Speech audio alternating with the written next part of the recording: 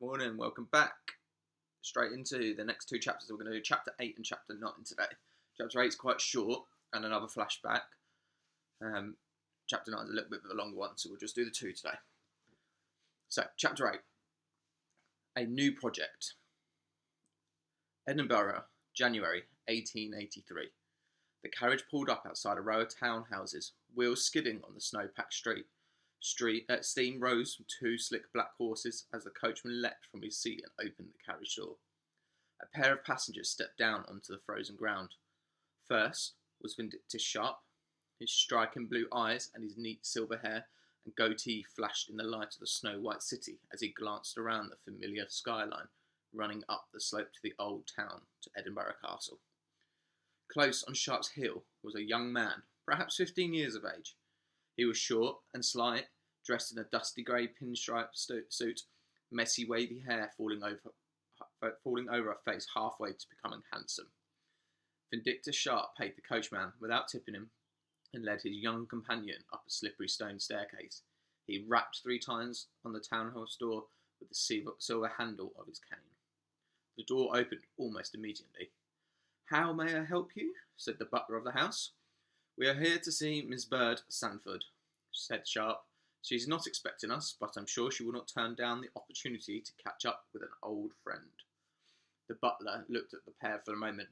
"Who should I say is calling?" "Vindictus Sharp. She'll recognise the name. We shared the stage together for a while." The butler nodded. "Very well. Please wait here."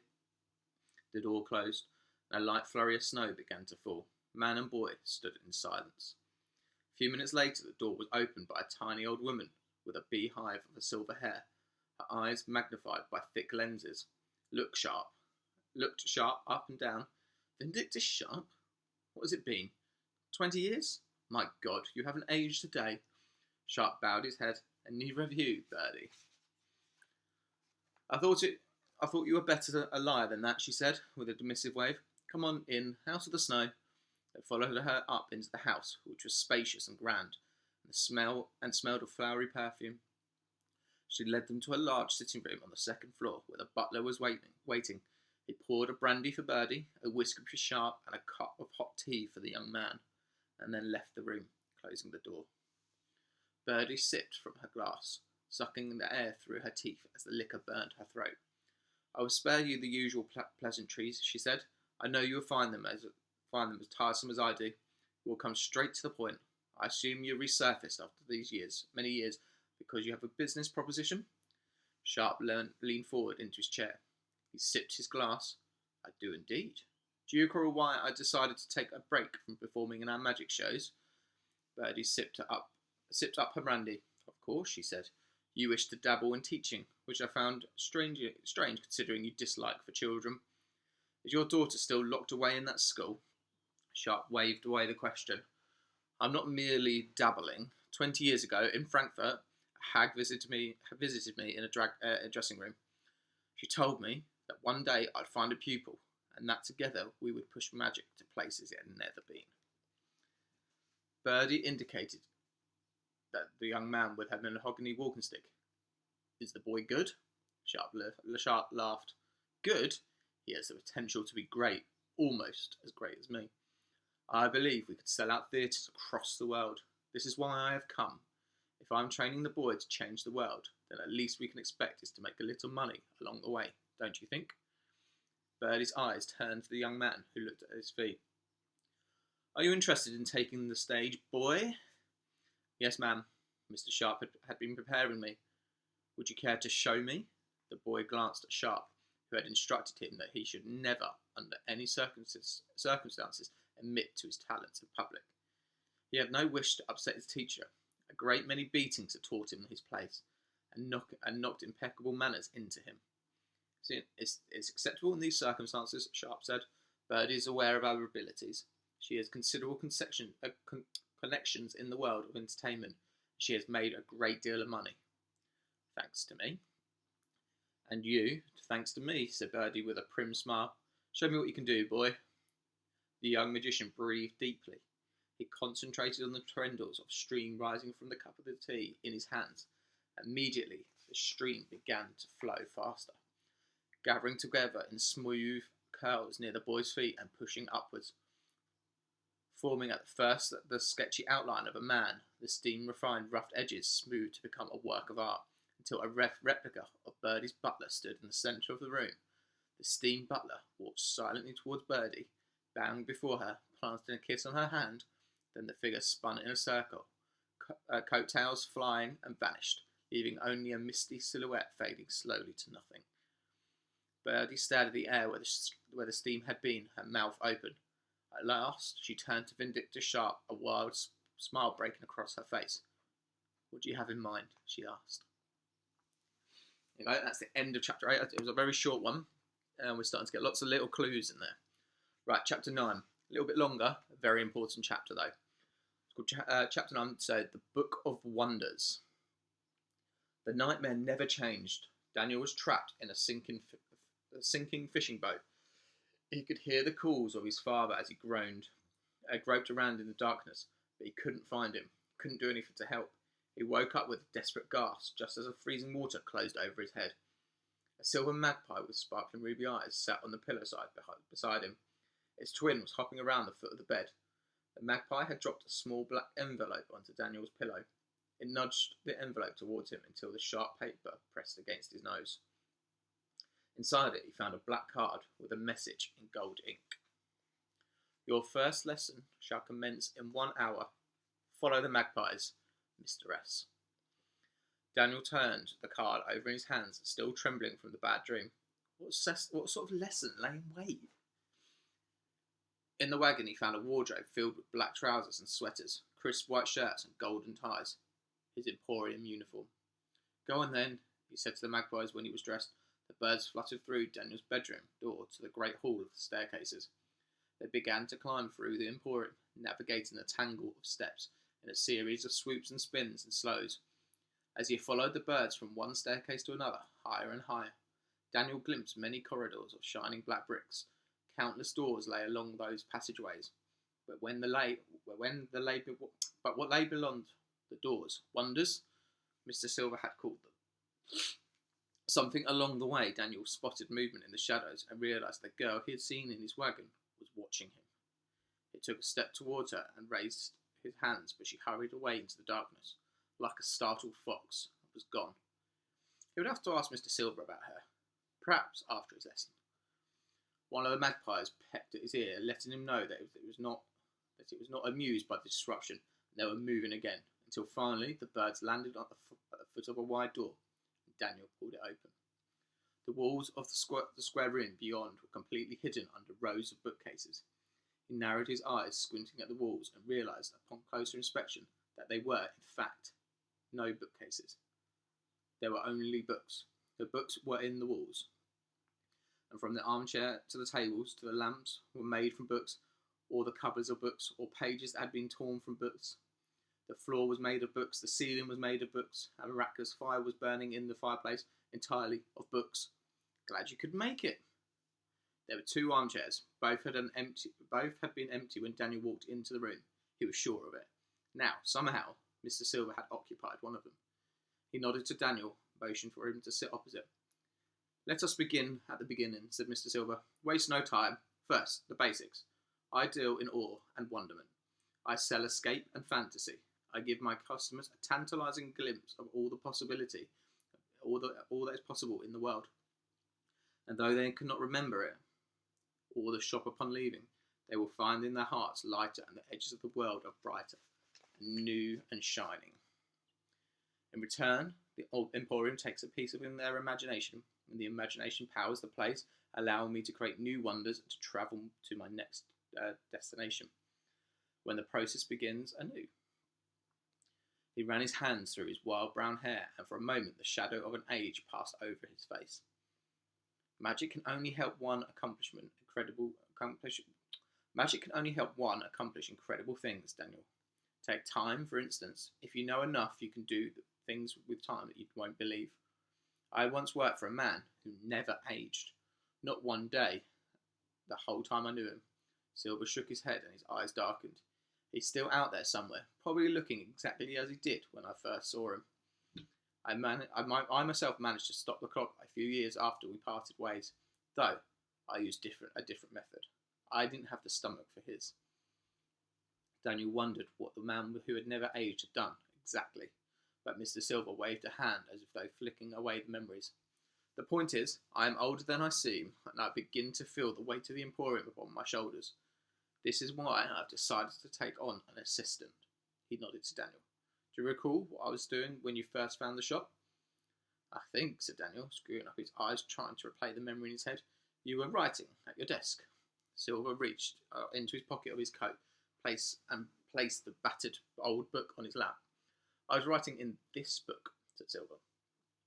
He turned up and fanned the pages, causing his wild hair to blow in his eyes.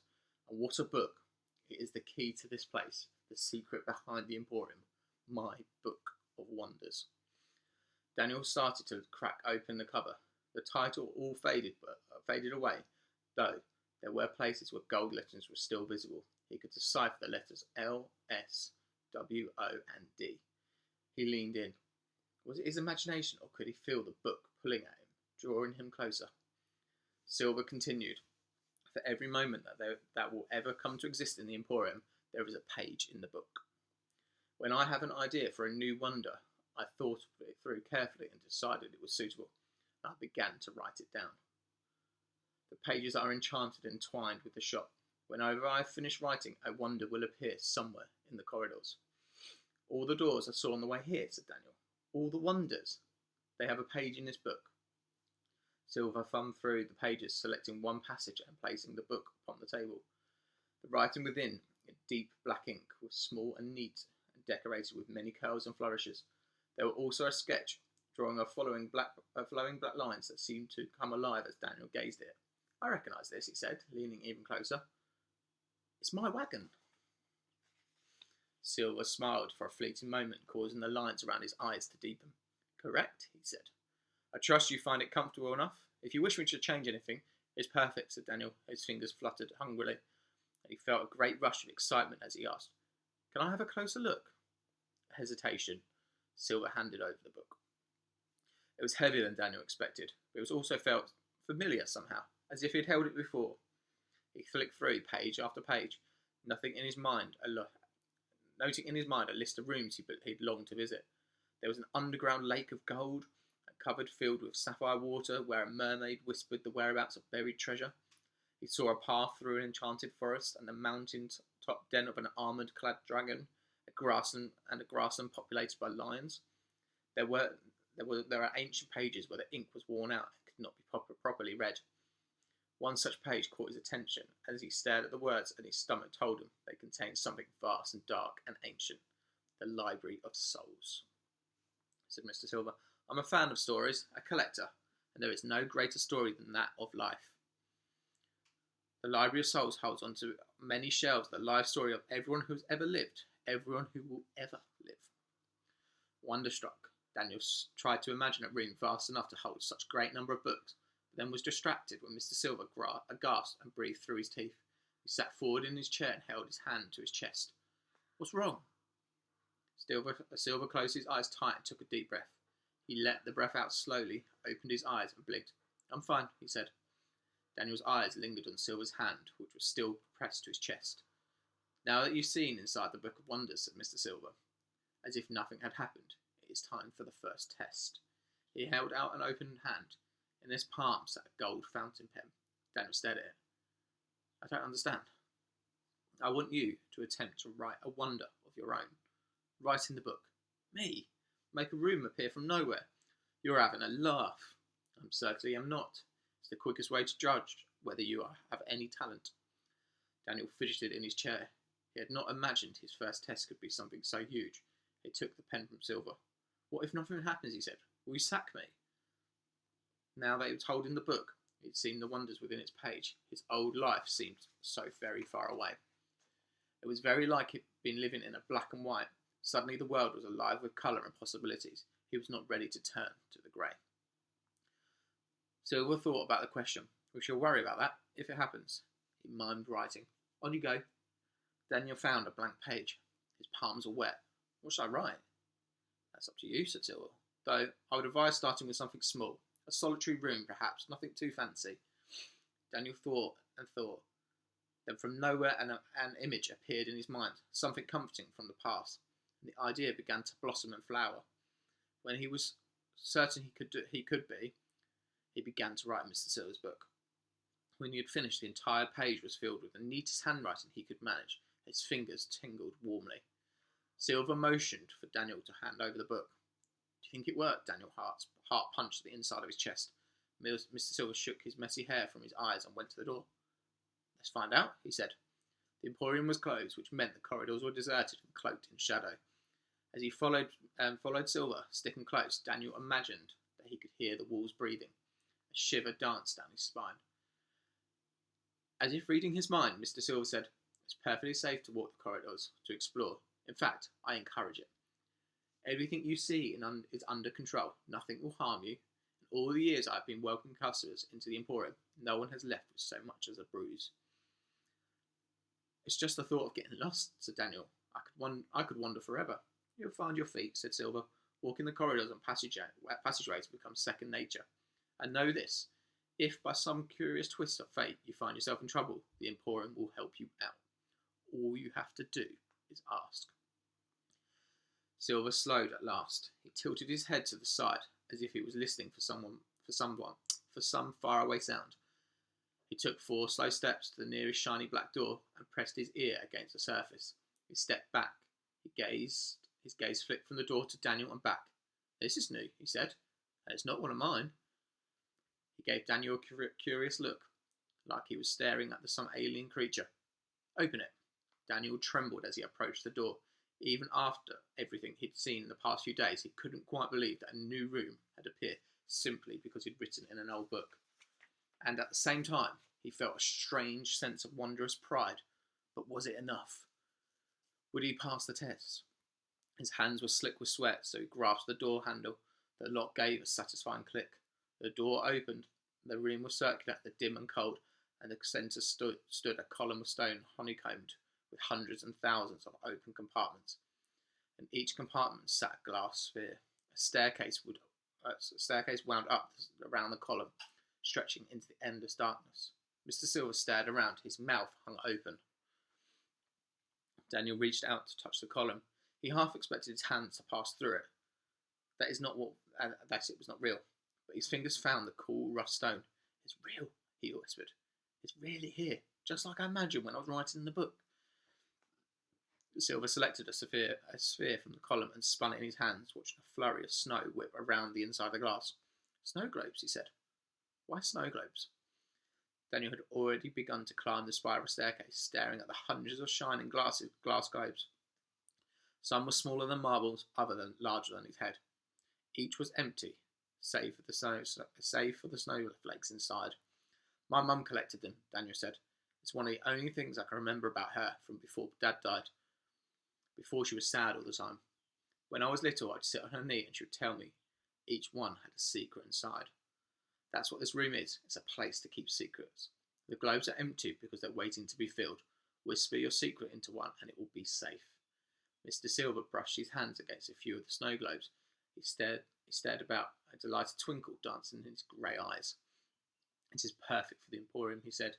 Then he gazed up at the column of secrets and smiled. "May I have the honour of leaving the first secret?" Daniel felt a rush of pride. Go ahead," he said.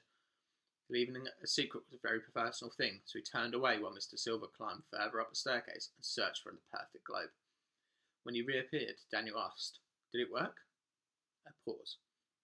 "I feel lighter," said Silver. "I think that means it worked. So, did I pass the test?" Mr. Silver seemed to be amused by the question. "You have talent," he said. Daniel could not hide his proud smile. He felt giddy and important. Mr. Silver's face became very serious. He went on, "The Book of Wonders is a very powerful thing, Daniel. It is tied to me, entwined with my soul. So entwined that we are almost one and the same. Your connection to the book is something new and unexpected. If, by some tiny chance, you ever come across the book when you're alone, I must ask that you do not write a single word in its pages without me. You are unexpected, raw. The results would be unpredictable, dangerous even. Understand?" "I mustn't write the book without you," said Daniel. Silver smiled and bounded down the stairs, 2 steps at a time. From now on, you will write 1 page in the book every night after closing. If you continue to show skill, I think there is much I can teach you. But be on your toes. At some point, I will test you again, and I promise you, you will not see it coming. Then he was gone, leaving Daniel alone with his secrets. There you go. End of chapter 9. Book of Wonders, eh? Wouldn't that be great to have one of those? Right, I'm going to leave you there. If you fancy doing any of the drawings, keep doing them and sending them to me. I love seeing them. And I will all see you later.